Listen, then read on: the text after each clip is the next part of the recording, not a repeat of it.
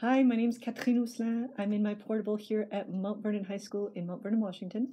And today I wanted to show you a little bit about how I've been using input for my French 2 unit. Dis-moi ce que tu manges et je te dirai qui tu es. Tell me what you eat, I'll tell you who you are.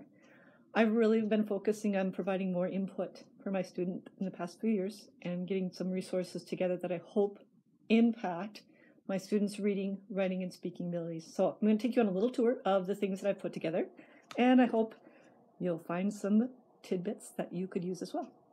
We'll start soon.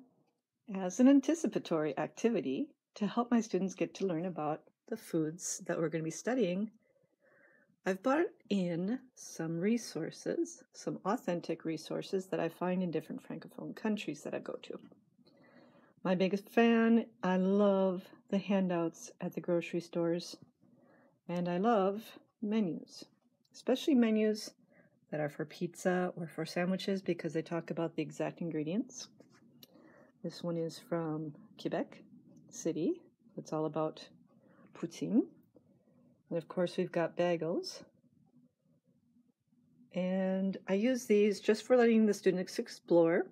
Hopefully they get some ideas about foods they can recognize. And they're also interested in the prices.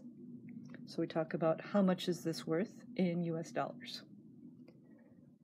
This is our first day, just looking over food. After we look at those supermarket ads, I start on the wonderful cards that I got from the USDA, from the state of Washington. They send these out free to teachers, and I got 20 packs of these food picture cards. I like them because they are coming in Spanish and English, and then I add the French right to the side. Usually I do color coding for masculine and feminine. And we have fruits and vegetables, we have meats, we have meals.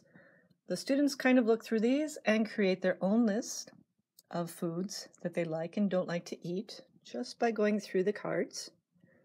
Easy input and pretty. One of my favorite activities to get the students to start creating language, full sentences with the foods that they know is to give them these color-coded sentence starter, sentence creator flashcards. So the orange is all the opinion statements that the students learn. So in my opinion, the worst fruits are, I don't like to eat, I refuse to eat. The best fruits are, I really like to eat. Then we have some fruits that are masculine and some fruits that are feminine. We have the chunk because they are. And then we have the words that most of them can, they're cognates. So how do you describe a food? One sentence that they can create is, I refuse to eat avocados because they are nasty, which is not my true feelings for avocados. The second one is, I really like to eat tomatoes because they are delicious. And the students kind of get the idea about masculine and feminine because the code is blue, blue, blue, or yellow, yellow, yellow. And the students copy these sentences down in their notebooks, and by the time that they've made 6 sentences, they almost have a full paragraph. After those color-coded cards, the students have a pretty good idea of how to describe their basic likes and dislikes. So another form of input is for me, instead of me presenting directly to them, I have an activity that they're going to use with some paper and an online presentation that I created for them that they can describe the food that they eat. And instead of using English, of course, I decided to use pictures, and I wanted to give the idea, can I describe foods with a variety of adjectives? So for example, there's crunchy, squishy, melting, and then we also get into the texture and the taste. And the students really enjoy looking at the pictures and trying to decide, can I describe this word just by looking at the picture? It's a great input. They discuss it together and they put their findings on their handout so they'll have something to refer to later. This is a lot of input that I find visually appealing to the students. Hopefully they have a good memory of the word bombe. Now the students have had a lot of input. They've had the supermarket handouts. They've had the picture cards with the French. They've had the color-coded cards with how to build a complete sentence. They've had the online presentation of other food adjectives. And their first writing task is to write about their preferences. So in this paragraph, we have a student who's in French 2, and she wrote, "In my opinion, broccoli is delicious because it is nutritious." This is a great sentence. It is complex. It has a because statement. It has an opinion statement, and she used the correct gender for broccoli. And I think she got that because when we were doing our color-coded cards, she knew that broccoli is masculine, so the word that she chose was masculine. And it's also on their handout that they can use the masculine and the feminine. So they see both sides. They're able to choose the right adjective. And that parce qu'il, parce qu'il est, parce qu'ils sont, we've got lots of input from that from the color-coded card. So I really like to eat vegetables because they're tasty and they're nutritious and they're not, and she made a complex sentence, and they're not very sugary. So she gave her opinion. This was a free write. The students had about 15 minutes to write this. They were able to use all of their note cards, their handouts. And since they had practiced in different contexts with all that different input, I think that they came up with some great writing.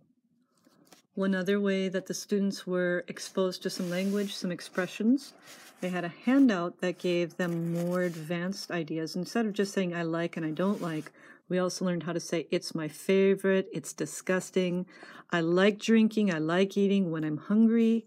They would say I really, absolutely, totally refuse to eat this because it's this and that. And if I have the choice, I choose this because it is. Or, my favorite, if I see or smell a certain drink or a certain food, I feel bad or I feel like throwing up. The students like to have this variety, so when they were writing their paragraphs, they had a good set of chunks, sentence starters, to help them make a very thoughtful reaction to the question, what are your food likes and dislikes? So we're looking at some more of my flashcards. They're not really flashcards, they're vocabulary cards. I print them on cardstock and in color so that the students have more exposure to a wide set of vocabulary. And I try and find meats, drinks, dairy products, things that would be consumed in the French-speaking world. And the pictures I find I try to locate, of course, using Google Images in French, so that the students see what products would look like if they were in a Francophone country. But I'm also recognizing that my students have their own history, and some of my students come from a Spanish-speaking background, so I do add some of their favorite candies and drinks, so we can compare and contrast. These cards are great. When the students are learning how to say I like, I dislike, I refuse to eat, we can use these vocabulary cards plus the expressions that they learned and just have a quick conversation with each other. Tell me about what you like and don't like to eat.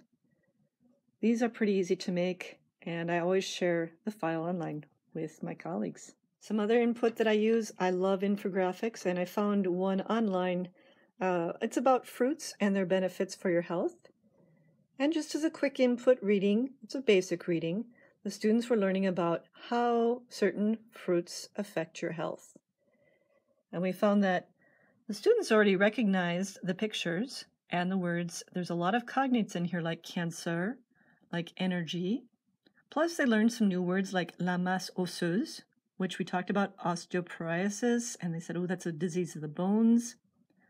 We used some good strategies so that the students found the text comprehensible, and it also kind of surprised them, some of the healing effects of fruits. It's kind of like a health class in French. This led us to a more advanced reading about the meals of the day and how to have a healthy, balanced diet.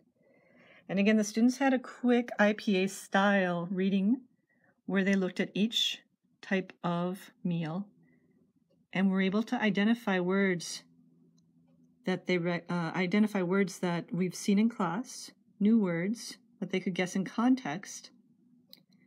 And they found this one to be pretty easy after having so much input from every other point.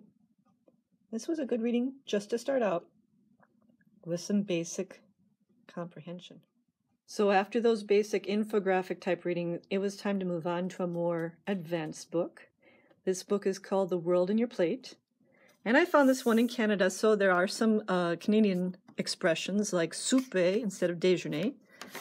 And it's not a chapter book, of course, it's just real quick. There are lots of pictures in this, and The students were able to go through an IPA style reading, and we put the objectives right on there. I will demonstrate my reading comprehension of a short book in French about world cuisines. They had some basic word recognition. They had some inferences and some comprehension questions, both in English and French. They were able to identify expressions from the text. This for them was a kind of a big jump from where we were going with the infographics. Now we're reading longer paragraphs, still comprehensible, with the questions supporting their knowledge. And that, of course, leads us to these great books I found in France. I ordered them on Amazon because I didn't want to have to carry them back. And these are quick little books about everything about meats and substitutes, dairy products, grains and cereals. And we did another. So this is a next step up. This is more like intermediate low-level reading and still French too. So we used an IPA style where they identify words and expressions in context. And just for added bonus, of course, I have many different cookbooks that I've bought from the French-speaking world.